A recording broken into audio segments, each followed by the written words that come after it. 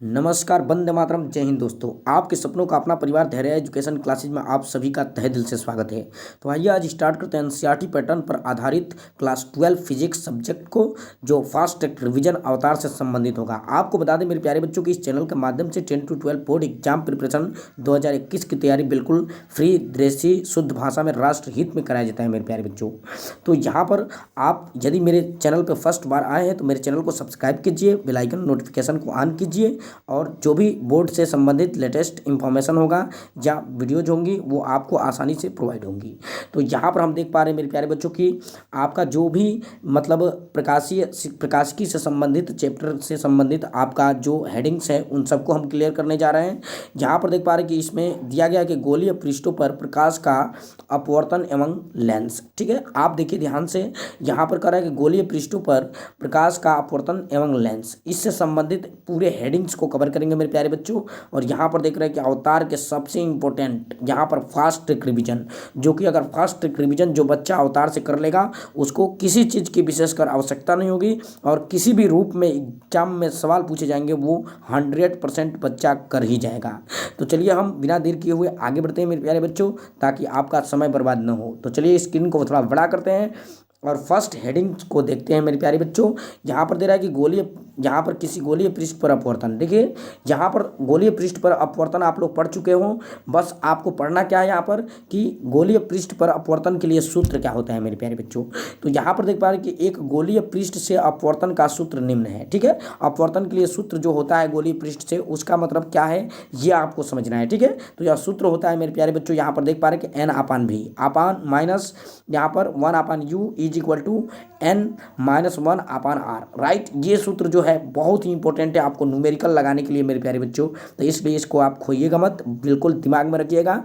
बस आपको क्या करना है तो आप सीधा बताएंगे n/, क्या मेरे प्यारे बच्चों, v, और क्या -1/, क्या कर देंगे स्मॉल u, और इज इक्वल टू मेरे प्यारे बच्चों यहाँ पर देख पा रहे हैं कि n-1 है ना, यहाँ पर क्या है तो बिल्कुल आप देख पा रहे थे कि n-1 जो दिया गया है मेरे प्यारे बच्चों r था। राइट, बिल्कुल आप समझ पा रहे हैं इस चीज़ को, यहाँ पर जो भी था आप देख पा रहे थे, इसके पहले हमने लिखा था। ठीक है, अब आपको समझना ये चीज़ है कि यहाँ पर क्या है। तो ये दिया है u क्या है, v क्या है, तो कह रहा है कि गोलीय पृष्ठ से वस्तु तथा प्रतिबिंब की दूरी है मेरे प्यारे बच्चों। ठीक है, u जो होता है मेरे प्यारे बच्चों वो क्या होता है तो दूरी होता है, यानी दूरी को प्रदर्शित करने के लिए हम u का प्रयोग करते हैं। ठीक है, वो कहाँ से होता है तो यहाँ पर सीधा बताएंगे ये गोलीय पृष्ठ से। ठीक है, या गोलीय पृष्ठ के एक तरह से ध्रुव से। ठीक है, अब यहाँ पर हम देख पा रहे हैं v जो होता है वो प्रतिबिंब की दूरी होता है मेरे प्यारे बच्चों। r जो होता है उसको हम बोलते हैं वक्रता त्रिज्या। क्या बोलते हैं, वक्रता त्रिज्या।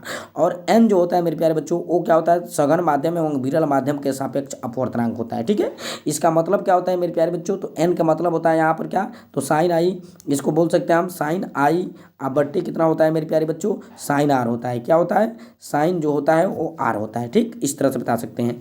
बराबर n होता है, यानी n इज इक्वल टू होता है सापेक्ष निरपेक्ष, यानी अपवर्तनांक का ये सूत्र होता है मेरे प्यारे बच्चों, n is equal to sine i बटे साइन आर।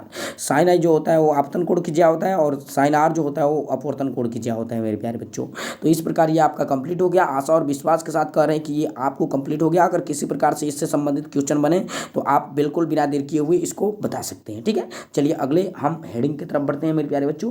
यहाँ पर बहुत ही महत्वपूर्ण हेडिंग है आपका हेडिंग है लेंस। ठीक है, थोड़ा मेरा गला खराब हो जाता है मेरे प्यारे बच्चों, बहुत ज़्यादा पीरियड अटेंड करते हैं और पढ़ाते हैं बच्चों को, इसलिए आप घबराइएगा मत, मतलब बस समझने का प्रयास कीजिएगा। ठीक है, तो यहाँ पर हम देख पा रहे हैं कि लेंस एक ऐसा, पूछ रहा है लेंस की परिभाषा, तो कह रहा है कि लेंस एक ऐसा समांगी पारदर्शी माध्यम है। लेंस कैसा माध्यम है मेरे प्यारे बच्चों, तो पारदर्शी माध्यम है। इसका मतलब लेंस से आर पार दिखाई देता है। ठीक है, लेकिन दर्पण से आर पार दिखाई नहीं देता है। इसका मतलब प्रकाश का गमन नहीं हो पाता। ठीक है, इससे क्या होता है तो प्रकाश जो होता है वो गमन करता है लेंस के आर पार। ठीक, अब जैसे कांच है, ठीक है, होता है जो बता रहा है कि दो वक्र पृष्ठों से अथवा एक वक्र पृष्ठ अथवा समतल पृष्ठ से घिरा होता है। समझ रहे ना, इसका मतलब आप नहीं समझ पा रहे तो चलिए एक हम बना रहे हैं यहाँ पर, एक देखिए फिगर, ऐसे देख रहे हैं ना, एक ऐसे, एक और फिगर बना दे रहा है एक ऐसे, ठीक है। यहाँ पर देखिए समझने का प्रयास कीजिए मेरे प्यारे बच्चों, एक बना दे रहा है ऐसे, ठीक है, ये बिल्कुल सीधा है और एक ऐसे है, ठीक है।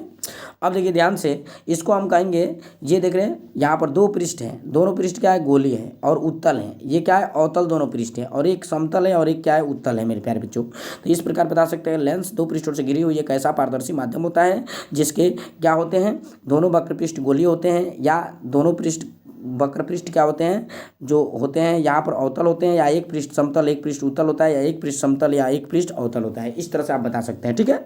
और सीधा बताएंगे कि लेंस जो होता है वो एक पारदर्शी माध्यम होता है, बस, ठीक। अब आगे बढ़ते हैं मेरे प्यारे बच्चों, आगे जो चीज़ें आपको बताने जा रहे हैं वो लेंस के प्रकार बताने जा रहे हैं, ठीक है।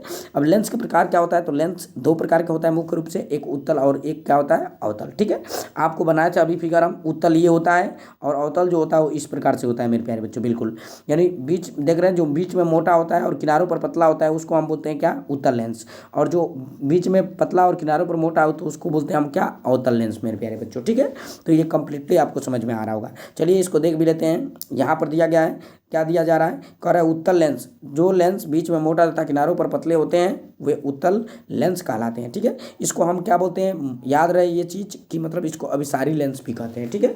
ये क्या कहते हैं, इसके अभिसारी लेंस। क्यों अभिसारी लेंस कहते हैं, क्योंकि जो उत्तल लेंस होता है मेरे प्यारे बच्चों, वो प्रकाश की किरणों को क्या करता है, एक बिंदु पर क्या करता है, एक बिंदु पर क्या करता है मेरे प्यारे बच्चों, तो एक बिंदु पर एकत्रित करने का काम करता है, समझ रहे ना, एक बिंदु पर क्या करता है, एकत्रित करने का काम करता है, इसलिए इसको अभिसारी लेंस कहते हैं, ठीक है, उत्तल लेंस को, ठीक। तो अब जान गए कि बीच में मोटा तथा किनारों पर पतला होगा तो उसको कौन सा लेंस बोलेंगे, तो उसको हम बोलेंगे क्या, तो उत्तल लेंस। अब आगे बढ़ते हैं, अगला हेडिंग आपका, अगला हेडिंग जो दिया गया है यहाँ पर देख रहे हैं कि उत्तल लेंस के प्रकार से संबंधित। अब कह रहा है यहाँ पर कि उत्तल लेंस के तीन भाग होते हैं, ठीक है, या भागों में बांटा गया है। यहाँ पर देखो उभय उत्तल लेंस अथवा द्वि उत्तल लेंस, इस चीज़ को आप दिमाग में रखिएगा कि द्वि उत्तल लेंस क्या है। द्वि उत्तल लेंस का फिगर हम बना दे रहे हैं, इस तरह से फिगर होगा मेरे प्यारे बच्चों, घबराने की जरूरत नहीं है, बस ऐसे फिगर होगा, ठीक है। इसका मतलब क्या है, तो बस यही समझिएगा, यहाँ पर दे रहा है कि इसके दोनों पृष्ठ उत्तल होते हैं, समझ रहे ना, और बाकी छोड़ दीजिए कुछ, इनके दोनों पृष्ठ क्या होते हैं, उत्तल होते हैं। देखिए ये वाला भी पृष्ठ और ये वाला भी पृष्ठ, ये दोनों उत्तल होते हैं, तो इसलिए कह देंगे इसको द्विउत्तल लेंस, ठीक है। इसके दोनों पृष्ठ उत्तल होते हैं उसको कहते हैं द्विउत्तल लेंस। यदि वह लेंस जिसका दोनों पृष्ठ उत्तल हो उसको हम बोलते हैं द्विउत्तल लेंस, ठीक, राइट। अब अगला बी वाला पार्ट जो है समतल उत्तल लेंस, ठीक है, समतल उत्तल लेंस, यानी एक समतल हो और दूसरा क्या हो मेरे प्यारे बच्चों, उत्तल हो, तो उसको हम बोलते हैं समतल उत्तल लेंस। फिर अवतल उत्तल लेंस, यानी कहने का मतलब जिसका एक पृष्ठ अवतल हो और दूसरा पृष्ठ क्या हो, उत्तल हो, अवतल उत्तल लेंस कहते हैं, समझ में आ रहा बात। अब आगे बढ़ते हैं हम, अवतल लेंस। अवतल लेंस क्या होता है, तो अवतल लेंस बताएं, ऐसे फिगर बनता है, ऐसे बनता है, ठीक है। यहाँ पर बीच में पतला और किनारों पर क्या होता है, मोटा होता है, समझ रहे हैं, उसको बोलते हैं क्या, अवतल लेंस। और अवतल लेंस को कितने भागों में बांटा गया, तीन भागों में, ठीक, देखिए तीन भागों में बांटा गया इसको भी। अब तीन भाग इसके कौन कौन से हैं, तो स्टार्ट करते हैं और बताते हैं आपको। देखिए ये वाला क्या है, द्विउत्तल लेंस, द्विअवतल लेंस, सॉरी, तो द्विअवतल लेंस क्या होता है, इस प्रकार से होता है मेरे प्यारे बच्चों, ठीक है। ये क्या है, तो द्विअवतल लेंस है, क्योंकि इसके दोनों पृष्ठ जो हैं वो क्या है, अवतल हैं, तो इसलिए द्विअवतल लेंस कहलाएंगे। समतल अवतल लेंस क्या होता है, तो समतल ये हो जाएगा, अवतल क्या होता है, समतल अवतल, अवतल का मतलब इस तरह से करके और इस तरह से हो जाएगा, समझ रहे हैं ना, तो ये अवतल हो गया और ये समतल हो गया, समझ रहे हैं, तो इसको बोलते हैं समतल अवतल लेंस। यानी वह लेंस जिसका एक पृष्ठ समतल तथा दूसरा पृष्ठ अवतल हो उसको समतल अवतल लेंस कहते हैं। उसके बाद आगे बढ़ते हैं, अगला नंबर है आपका तीसरा, कि उसका कह रहा है कि उत्तलावतल लेंस, देखें जिसका एक पृष्ठ उत्तल हो और दूसरा क्या हो, अवतल हो। एक पृष्ठ उत्तल हो, चलिए ये उत्तल हो गया, एक पृष्ठ क्या हो, अवतल हो, यानी ऐसे हो जाए, समझ रहे हैं ना, यानी कहने का मतलब ऐसे हो जाए तो इसको हम बोलते हैं क्या, उत्तलावतल लेंस। चलिए ये क्लियर हो गया आपका, उम्मीद और आशा और विश्वास के साथ बोल रहे हैं कि ये क्लियर हो गया, ठीक है मेरे प्यारे बच्चों। अब आगे बढ़ते हैं, अगला जो हेडिंग है आपका वो बहुत ही आपके लिए इंपॉर्टेंट है, ठीक है। अब कह रहा है लेंस से संबंधित महत्वपूर्ण सूत्र। अब लेंस से संबंधित भी सूत्र होते हैं मेरे प्यारे बच्चों, इससे हर साल मतलब कुछ ना कुछ न्यूमेरिकल टाइप के क्वेश्चन बने हैं, ठीक है। अब यहाँ पर देख पा रहे हैं कि पतले लेंस की फोकस दूरी तथा लेंस के पदार्थ के अपवर्तनांक में निम्न संबंध होता है, ठीक। आपसे परीक्षा में एक नंबर के पूछे भी जा सकते हैं कि पतले लेंस की फोकस दूरी तथा लेंस के पदार्थ का अपवर्तनांक में क्या संबंध होता है, ठीक है। तो आप बताएंगे 1/f इज इक्वल टू, देख रहे हैं ना, n-1, फिर स्मॉल ब्रैकेट में 1/r1 माइनस 1/r2। अब समझिए क्या चीज़ दे रहा है, समझ रहे ना, इस चीज़ को समझिए। यहाँ पर दे रहा है जहाँ एफ फोकस दूरी है, ठीक है, स्मॉल एफ एन जो है वो क्या है, लेंस के पदार्थ का अपूर्णांक है, और r1 r2 जो है लेंस के पृष्ठों की त्रिज्याएं है मेरे प्यारे बच्चों, और इसमें 2 त्रिज्याएं होती है, ठीक है। अब यहाँ इस यहाँ लेंस मेकर सूत्र भी कहते हैं, समझ रहे ना, यानी लेंस मेकर सूत्र भी इसको कहते हैं। देखिए ध्यान से इस सूत्र को, ठीक, इस सूत्र को याद रखिएगा, 1/f = n-1 यहाँ पर दे रहे हैं ब्रैकेट में 1/r1 माइनस 1/r2, राइट, बिल्कुल समझ में आ रहा है आप लोगों को। अब आगे बढ़ते हैं मेरे प्यारे बच्चों। अगला नंबर विशेष स्थितियां दे रहा है, यहाँ पर कुछ कंडीशंस हैं जो इंपॉर्टेंट यहाँ पर सिचुएशन है उसको देख रहे हैं। उत्तल लेंस के लिए r1 धनात्मक तथा r2 ऋणात्मक होता है मेरे प्यारे बच्चों, ठीक है, यानी उत्तल लेंस अगर होगा तो ये r1 जो होगा वो क्या होगा, धनात्मक होगा, यानी कहने का मतलब ये होगा r1 जो होगा वो दाहिने ओर होगा, ठीक है, और r2 होगा जो वो बाएं ओर होगा, ठीक है, तो इसलिए ये धनात्मक और ये ऋणात्मक हो जाएगा। फिर अवतल लेंस के लिए जो r1 है वो ऋणात्मक होगा तथा r2 जो होगा वो धनात्मक होगा, ठीक है मेरे प्यारे बच्चों, इस तरह से मतलब एक दूसरे के विपरीत होता है, ठीक।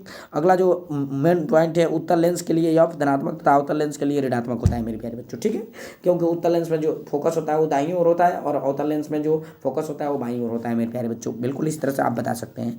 अगला नंबर विशेष स्थितियां क्या है, लेंस के पदार्थ का वायु के सापेक्ष अपूर्णांक ए। देखिए यहाँ पर थोड़ा इसको इरेज कर रहे हैं, यहाँ पर कह रहा है कि यहाँ पर देख रहे हैं कि ANG मतलब वायु के सापेक्ष कांच का अपूर्णांक, कह रहा है कि यह ऐसे द्रव में रखा जाता है जिसकी वायु के सापेक्ष अपूर्णांक देख रहे हैं ना AN1 है, तब इस लेंस की फोकस दूरी जो होगा 1/, देख रहे हैं ना, 1/f = यहाँ पर 1ANG minus 1 × 1/r1 minus 1/r2, जहाँ 1ANG या इस तरह से जो भी चीज़ें दे रहा है कह रहा है कि ANG/N1, ठीक, इस तरह से इसका ये सूत्र बना है मेरे प्यारे बच्चों।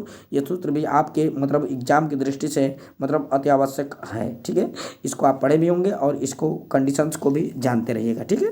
अब आगे विशेष स्थितियाँ, इसका भी कंडीशंस आता है। कंडीशंस क्या है कि यदि देखिए यहाँ पर ANG कह रहा है कि ANG यहाँ पर देख रहे हैं बड़ा होगा AN1 से, तब ऐसे द्रव में रखने पर लेंस की फोकस दूरी बढ़ जाएगी, ठीक है, इस स्थिति में, परंतु प्रकृति अपरिवर्तित रहेगी, प्रकृति में कोई परिवर्तन नहीं होगा।